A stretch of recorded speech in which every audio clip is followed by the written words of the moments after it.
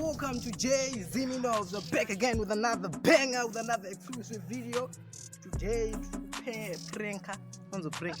We are pranking strangers, calling them. Let's go.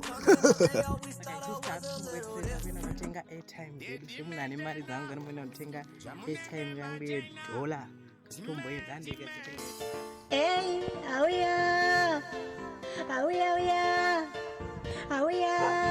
Ndio ndashika zvangu poke ndanga kufamba zvangu kuona mota dzakawanda zvangu ndikada famba ndimbopinda zvangu moke, the biggest supermarket in Zimbabwe.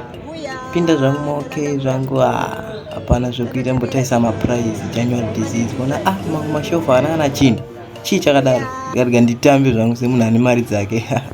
Saka towafonera tichiti ma strangers toti ndadaila kana number towaprenga kana towaudza tichiti yes yo Benjamin uri kudiwa Benjamin waba mari kayo aiwa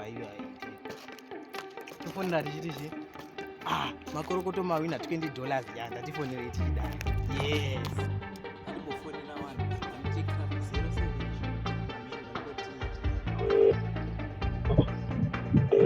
07.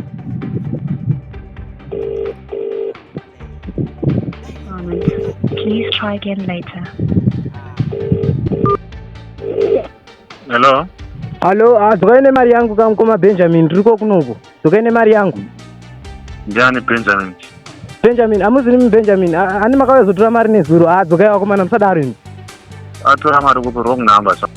Ndaona namba dza plumber saka ganimboita prank call plumber wandaona muparota.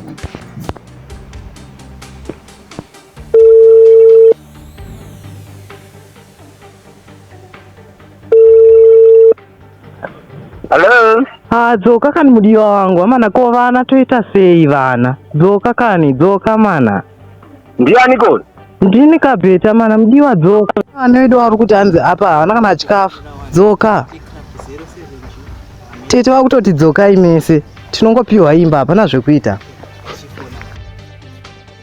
Oh my god, the person hang up on me. Let's try prank call number 4. Let's go.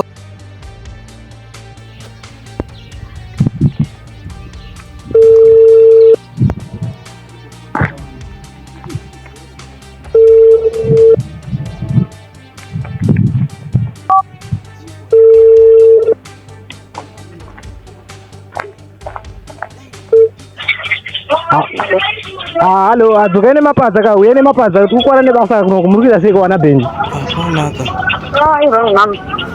Wana Benji uya tikukwana nebasa kanako mana uya nemapadza kuno. Wrong number. Alright, sorry.